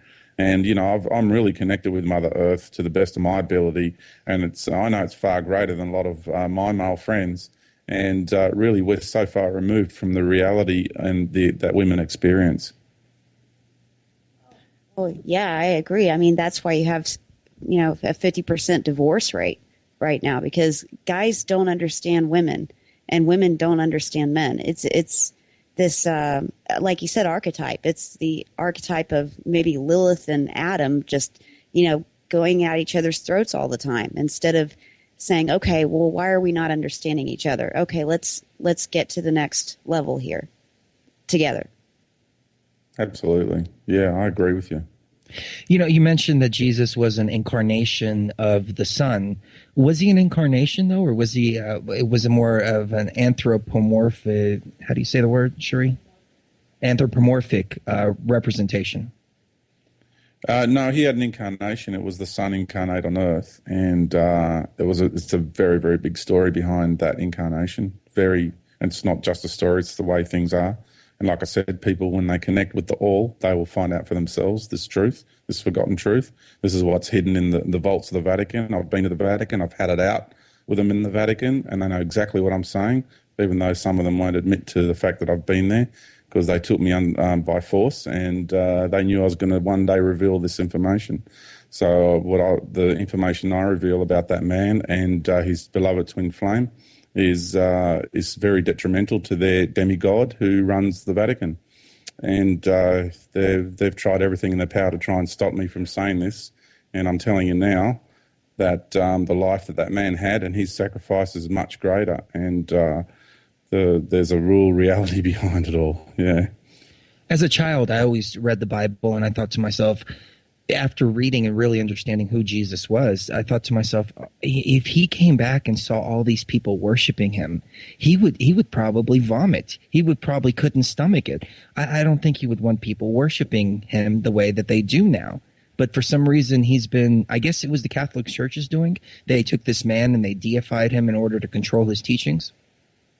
Well, it's exactly right. And the personality and the character of this being called Jesus, that is being sold to the masses, and has not just been sold but forced into the psyche of the human race, because don't forget, we're incarnated into bloodlines, and those bloodlines all have this program in their genes that, when you go back through the, the time of the Inquisition and things like that in the Dark Ages, oh my goodness, what our ancestors actually experienced and the trauma.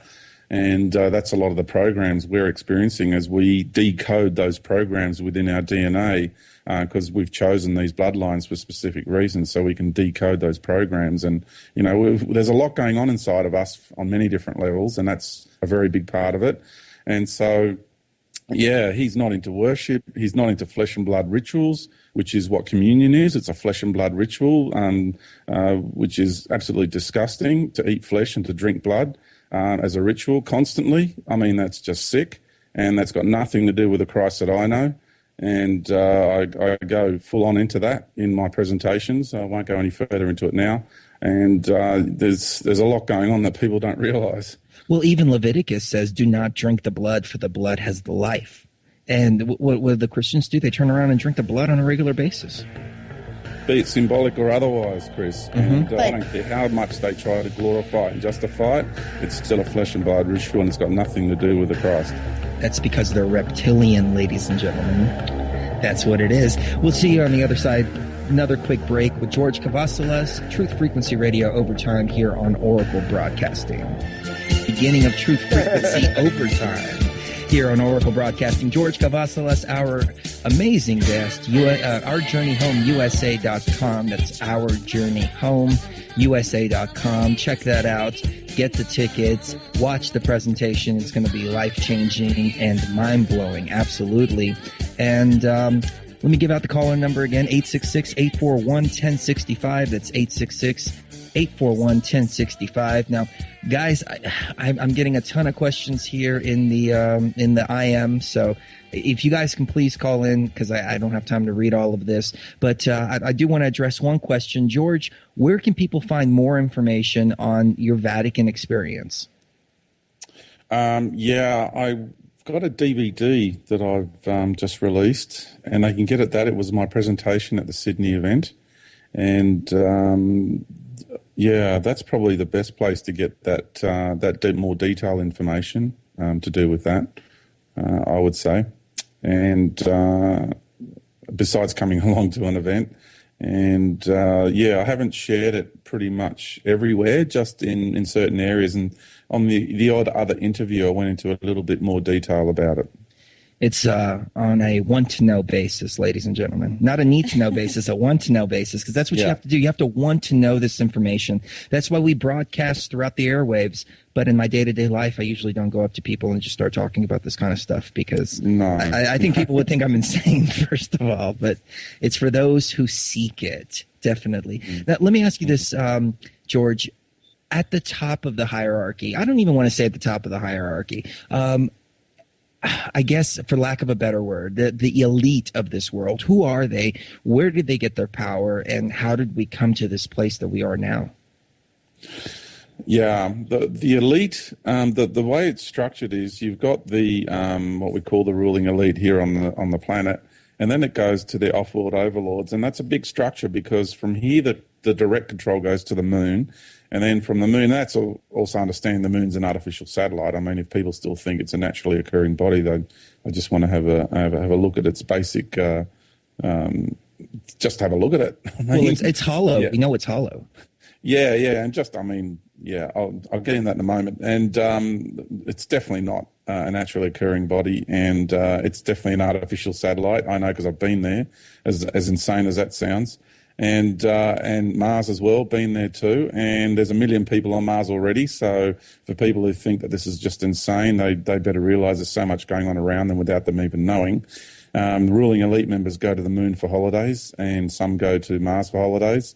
And this is the reality of what's going on around them without them even knowing. And they've been preparing Mars for a very long time. It happened after the time chair experiments, when they realised that this reality goes pure light, after the 21st of March 2013. And it's called Project Genesis, and they've been at it for quite some time there on Mars. So wait a minute. You said a date there, didn't you? Yeah. Okay, what was that date? Yeah. 21st of March 2013. I haven't heard about the 21st of March 2013. Well, that's when the cycle actually ends. You see, the cycle doesn't end on a solstice. We're in the precession of the equinoxes, and the cycle does not end on a solstice, because the scales are way out of balance. The solstice is either maximum daylight, minimum darkness, or maximum darkness, minimum daylight. When the cycle will end on perfect balance, because this is the cycle for life eternal, and it will end on an equinox when you got equal, the scales are balanced of equal amount of darkness, equal amount of light. So the scales of duality and imperfect harmonized balance in that moment in time. So that's why the cycle finishes on the equinox and not the solstice. And it finishes on the 21st of March. I've got harmonics equations to do with our relationship to our precessional cycle and the DNA and everything's on my website. So people can have a look at that. Okay, yeah, so there's a lot more going on there. It goes from Mars to the more control within this. It goes, well, that arm, because there's different factions within this intergalactic cabal, and that particular arm then goes to the Orion Nordics. But there's another arm that comes in through Saturn, which is to do more with the Great White Brotherhood and a real high-level, sophisticated spiritual arm of control. So there's that as well. And they go back to the Orion Nordics, and that's the Orion Nordics is kind of like the local headquarters in our galaxy. And then beyond that, it goes out intergalactic. And then beyond that, it goes to massive paradigms of realities of awareness. And beyond that, it then goes to the negative aspect of the creator, because evil exists because the creator created it. And I mean, it's only demigods who say that the devil is in opposition to God. And the devil, if you want to put it that way, which is, well, it depends how you see who and what the devil is. I mean, if you look at it from a religious point of view, it's just a draconian entity. That's the reality of who the devil is, looking at it from that point of view. Or if you're going to look at it from just the negative charge point of view of the universe, then it's an aspect of the creator. It is. Everything works together. That's what I've learned in this. Well, if it exists, the creator created it. I mean, it's just simple. I mean, you can't. I've had this debate with Christians, and they say, "Oh, no, you know, God would never create the devil. The devil is in opposition to God, and it's the absence of light." I'm going, well, does evil exist? Yeah. Well, then God created it. Oh, no. You know, they just can't come to terms with the fact that God created the devil and created evil, and evil is a part of God's creation. And this is all self-righteousness that comes from the positive white love and light end of the spectrum. And these are demigods that reside there or use that energy to manipulate. And it's all it is. Well, religion doesn't like logic. We know that for sure. Yeah. Let's go to Lynn in Washington. She's been holding for quite some time. Lynn, welcome to the show. Hi, and thank you for taking my call. Absolutely. Nice to talk to you. Cherie, you mentioned a date in November 9th specifically. Do you know why that date came to you? Actually, I think it was Chris. Yeah, it's one of the alignments of this comet Ellen, and it looks like on the 9th, the official story is that between the 5th and the 9th, we're going to be in the tail of the comet, and we're going to have a big meteor shower. Now, why that's significant, in my opinion, is the guy who discovered it is named Leonid Elenin, and Leonid is a meteor shower that happens every November. So that's kind of strange there, but from what we're able to gather, November 9th seems to be one of the big dates for this alignment. Whether you believe that the alignments are creating false flags through HARP, like Al Weber was talking about, or that there's a 12th planet coming through and that it's going to align and cause a big catastrophe. But the end of October 28th, around that area, we're going to have another alignment. November 9th is going to be the big one, and then another one November 22nd, 23rd, around that area. Something else going on. What else is going on? If you look at the FEMA. Oh, they're doing they're going to take over all of the transmissions worldwide or nationwide on that day. Right. Yes. Right. 2 p.m. November 9th, Eastern Standard Time, and it's kind of interesting. The coincidence is rather interesting, and I thought I would bring that up. Yeah, definitely. George, do you want to touch on that in the last 30 seconds of this segment? Yeah, it's amazing how they want to take control of the whole media. Well, that may come to pass, or there may be an event before then that takes control of the media. So I'm not 100% sure what exactly will play out. I'm just keeping it open for possible scenarios. Well, we've watched them set up their infrastructure for the past 20 years, ever since Rex 84 and the discovery of Planet X, which was back in 1983. We actually posted the original Washington Post article on truthfrequencynews.com I hear the break music. So I guess on that note, we'll be right back, ladies and gentlemen. George Kavassilas, OurJourneyHomeUSA.com. We are taking your calls, 866-841-1065. Bob Tuskin joining us, and of course, the lovely Chipmunk, Twin Flame, and co-host Cherie. We'll be right back. 6-841-1065, George Kavassilas, doing a little bit of overtime with us. Very special thanks to George for that and for being so gracious with your time. Fantastic interview so far. Let's go to Lucian. I don't see where you're calling from, but Lucian, welcome to the show. Hi, welcome. Thank you for taking my call. Hello, George. How are you? Very well, thanks, Lucian. It's lovely to hear your voice, mate. Oh, it is an honor to finally hear from you. I've been following your work for quite a while. I do have a question for you. With these major alignments that are going on with these events, I have heard some things going on, especially in Europe, coming from the science field.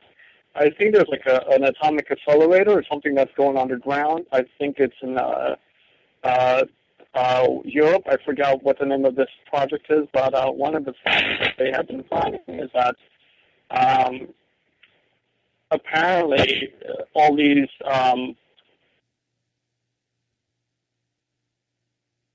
unstable. I mean, with these major energetic changes and transitions, can we see a lot of these instability in not only just the Earth changes, but also at molecular that affects everyone and everything that really is part of this whole change? Yeah, not only energetically, but also molecularly. Yeah, that's exactly what's happening. It's a great point that you bring up, because all the elements are becoming unstable, every single one of them, and there's a rate of instability, and they graphed it, and their rate of instability is infinitum. So they have no, all the experiments they're doing with these, like the Hadron Collider and what have you, are showing that all of our elements become perfect. That's exactly what I was trying to say. Yes. Yeah, okay, all of our elements are becoming unstable. The whole periodic table. So it's not just a few, and what's happening is all our atoms are behaving differently. The molecules are starting to behave differently, and because the atoms is now speeding up in their rate of spin, the molecules are all starting to vibrate and behave differently. And this reality is now in the process of deconstructing. They know this. They've known this for some time. It's a very well-kept secret, but the proof is there. The proof is not just there from that level. It's also been released that the energy coming in from the sun is now changing and metamorphosizing the matter here on this planet, and so that's been well proven. It's the proof is out there in many, many different areas. It's just whether people want to actually accept reality that the changes are happening and they're accelerating greatly, or people want to live in denial of it. It's just up to them. And I'm not trying. This is not to put any fear into anybody, because I'm totally believe in the loving works that we're really for right now, and I like to accept that this is just a transition, and with these instability and these changes, it will again, like a ripple in the pond, elevate them back to normal. Can we see that happening after these upcoming years in the shifts in the alignment? Is that possible with that? Yeah, well, the more you go within yourself, the more you find that peaceful place. You're just at peace with the changes. You understand them, you accept them, and you're at peace with them. And now it's for me, it's no longer a big deal, and you end up at times excited by them, but at the same time, you'll keep well balanced, because you know that there are people who are going through some really tough times, and so that's occurring. But that's the experience they wanted to have too. So.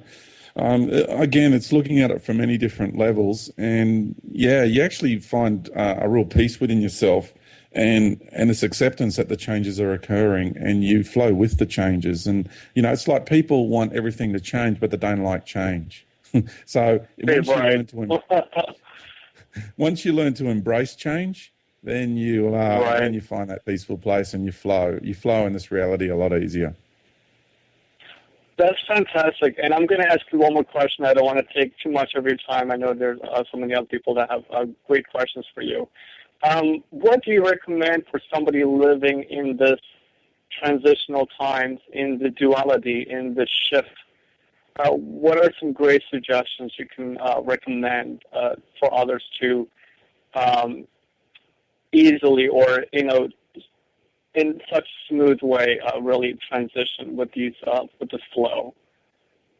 Yeah, I would say once you can follow your intuitive heart, like that real deep down intuitive knowing that you get those gentle nudgings that are very subtle, but the ones that have always come true, then, live from that more often.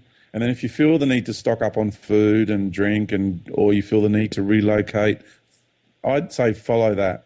And the more you live from your authentic self, the better off you're going to be. And everyone's in their own environment. Like where I live, I might need to do things which are not suitable for others that live in different environments. So it's not one rule fits all. For some people, they might feel the need to arm themselves. I don't feel that need. So I would say to people, if you feel the need to do that, and if that need or that feeling to do that is coming from deep inside of you and not just a reactive ego mind place, then by all means do it. But if you're coming more from the ego and the mind, then you're being more reactive, and that's not going to serve you very well. You're setting yourself up for some more tougher challenges ahead. So I would say just go with whatever feels right deep down inside of you and follow that. And what's good for one person may not necessarily be good for another, because we're all on our individual soul journeys. I love that. That is fantastic. Thank you so much for taking the time, and I look forward to seeing you this year in Boston with the other the other great light workers. Much love and light, and namaste. Thank you, Lucius. I appreciate your questions, mate. See you in Boston. Thank you. Thanks for the call. Bye-bye. Great caller. Definitely a lot to think about. Well, my opinion on gun control, or whatever you want to call it, gun laws, gun policy, is that people, whenever they are afraid, they want to defend themselves.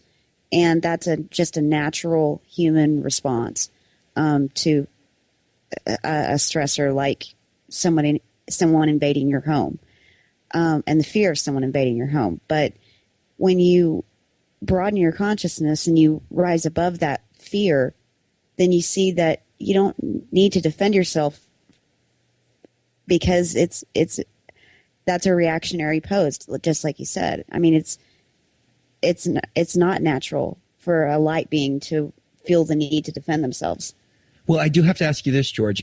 It's gotten to the point to where I feel like, I've made this analogy on the show before, I feel like a puppy dog. And, I want to love, I want to play, I want to enjoy my existence and my life. And I'm just a happy, entity in this realm.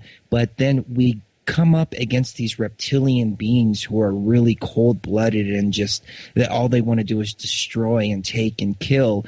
And how do you defend yourself against something like that? That's, I guess, where I'm stuck at, because I don't have that reptilian inside of me that wants to do harm to others. So I'm kind of stuck. I mean, when somebody comes up to me and hits me in the face, of course, you turn the other cheek. But then, you turn the other cheek once. But how would you address that? Well, there's different ways of addressing it. You can get in touch with your reptilian aspect. Everybody's got it. Like we have the whole universe inside of us. Then we got reptilian life inside of us. I mean, we've got the reptilian part of our brain, which is more the basic instinctual, functional, desire-driven sort of aspects of life. And so we've all got it happening. I mean, I'm no more reptilian than anybody else who's listening to this. It's just a matter of whether you want to get in contact with those aspects of self. So there's good reptilians, there's bad reptilians, and it's important not to be racist as well. So I just want to make that point clear. I've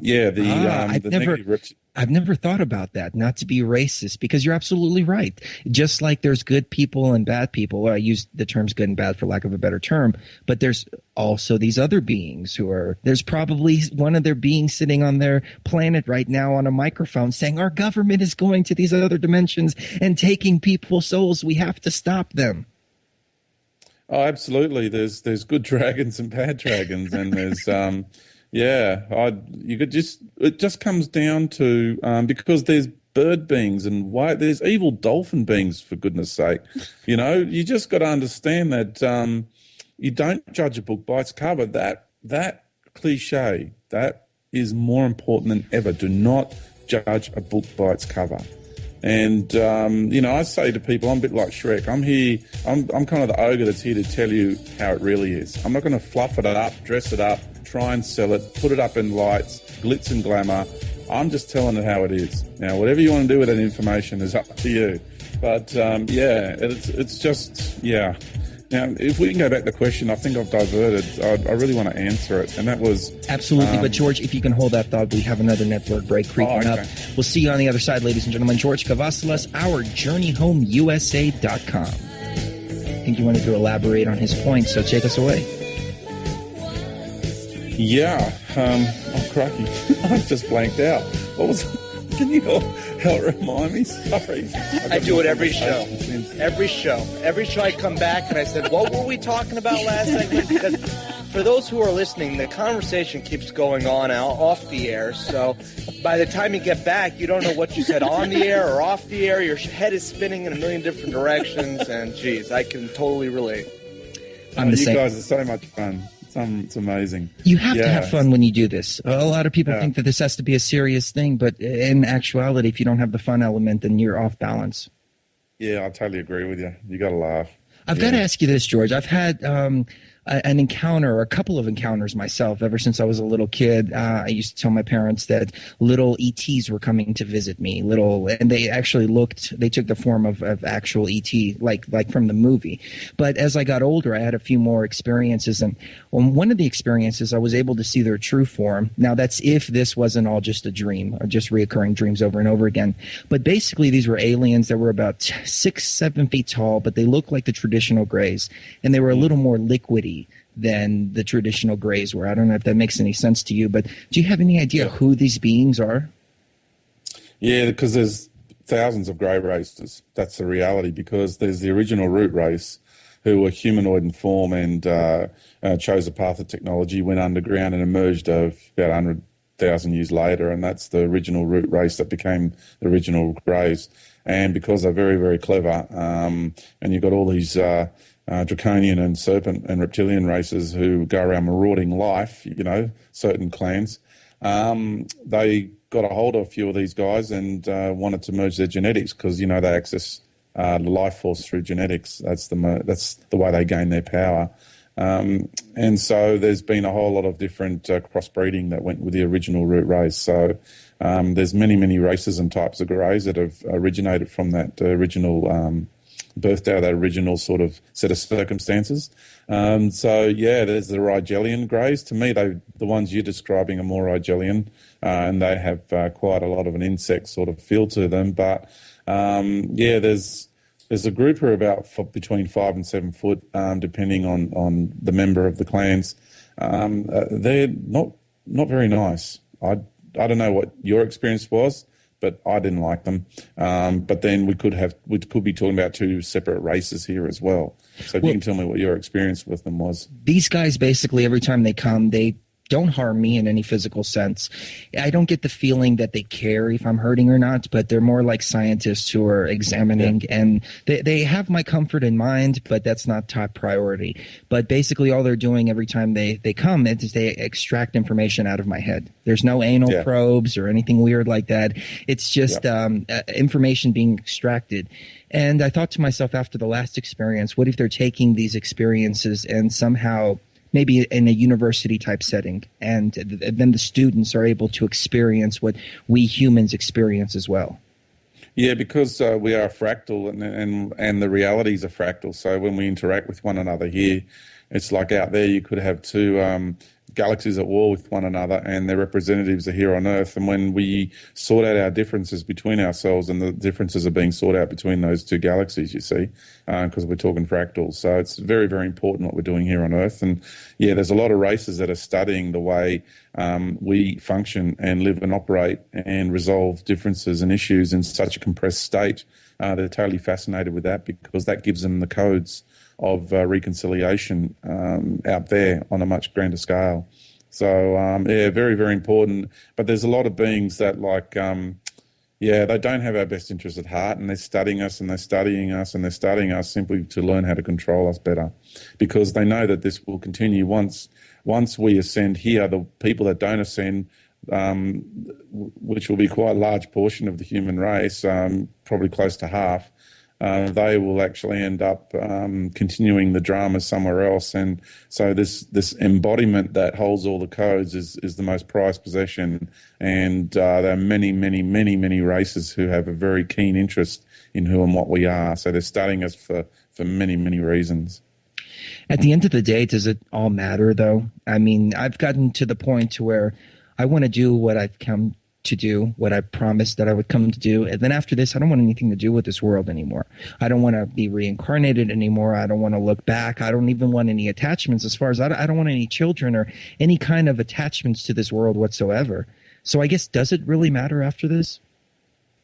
Well, it won't matter here, because this reality will cease to be on this planet. There won't be any third and fourth dimensions, or even fifth after the ascension. There'll be just universal expression of light and love emanating from this being that we call Earth Mother.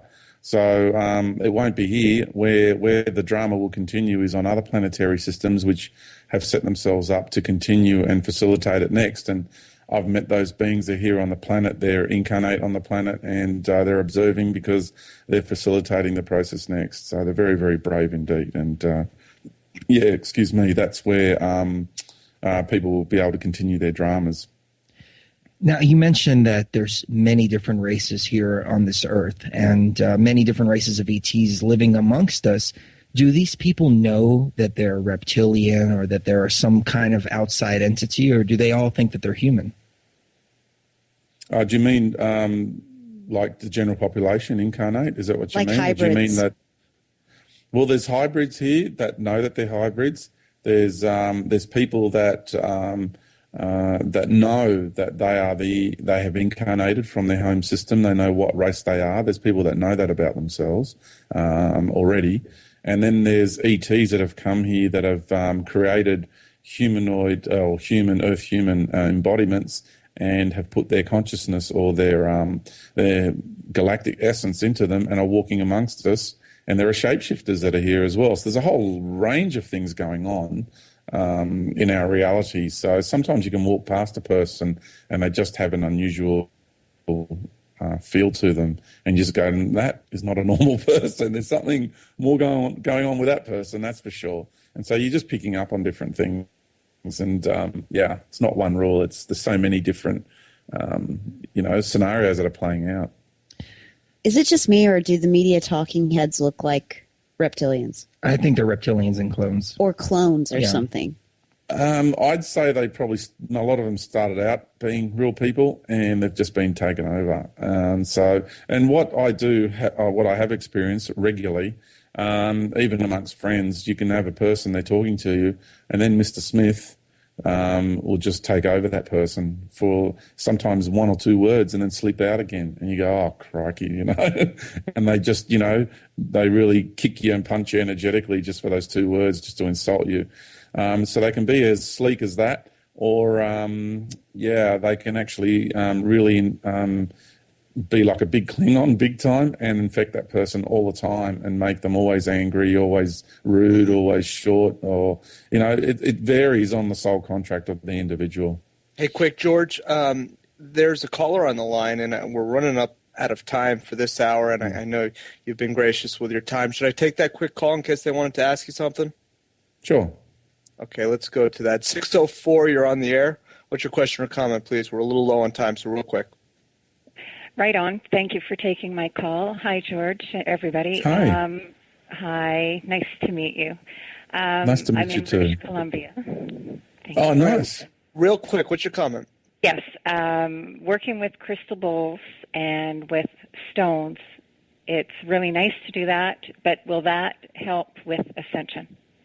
It helps. All these Great. healing modalities are stepping stones, but at the end of it, you'll find that that's still externalizing because you've got something outside of you that's doing it for you. And, I'm very close friends with the crystalline kingdom, the consciousness, and I communicate with their elders. So these are all beings that are facilitating. It's all stepping stones. They all help, but you get to a point where you realize that at the end of it all, it's up to you to do it from within yourself. All right, awesome stuff. Chris and Sri, I'm so glad you guys introduced George to me because this is great stuff. And, this is a little bit different than what I normally cover, but I feel enlightened just being here, just listening to it. Well, I think Oracle has a very well-rounded balance of programming. I mean, you've got the 5 sense reality, you've got the health stuff, you've got above and beyond. So I think if you stay tuned to Oracle 24/7, you're going to get all the information. And of course, go to ourjourneyhomeusa.com and check out the presentations, because without that, you're missing a big piece of it. And we'll be right back right after this break. Maybe George will stick around with us, maybe not. We'll see you on the other side. Welcome back, ladies and gentlemen. 4th hour here on Truth Frequency, 2nd hour for Outside of the Box. Final segment with George Kavassilas. Short segment here. We just wanted to wrap it up. Say thank you very much for being so gracious with your time. Fantastic information. You're welcome on the show anytime. And what would you like to leave the audience with in the last 3.5 minutes? I'd like to leave the audience with, I had a meeting with an ambassador from another universe in Sweden in my trip through Europe, and he's in a human body. And I'd like to say that he's connected to the Ashtar Command, and they have very big meetings in their universe. And he said that, which really is one of these paradigms that I speak of, and they want to come here and help and give technology and help to improve the earth, this, that, and the other. And I turned around and him, so I said, when you're there in your meetings and these big meeting councils, just like a scene out of Star Wars, and you got all these different races represented there, and you're formulating all these plans to come here and help the human race and everything, I said, is the consciousness of Mother Earth present and attending that meeting and represented there? And is the consciousness of this solar system, the sun, present at these meetings and represented there as well?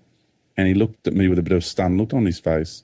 And the point I'm trying to make here is that you've got all these ETs, they might have good intentions, they might want to come here and give you technology and what have you, but you've got to realize that they themselves are coming from a very limited paradigm of awareness, and that they don't know the big picture, and they think that they're coming here to help us and welcome us into the galactic community, and that we need mentoring. And the truth is, who and what we are is way beyond their capacity to comprehend. And it's very important that you maintain your integrity and hold onto your own sovereignty and not allow yourself to be lured by these beings, even if they have good intentions.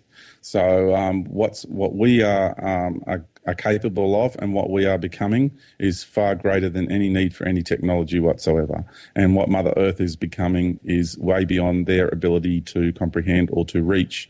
And so there's far more extraterrestrial life out there than the ones that we are being exposed to at the moment.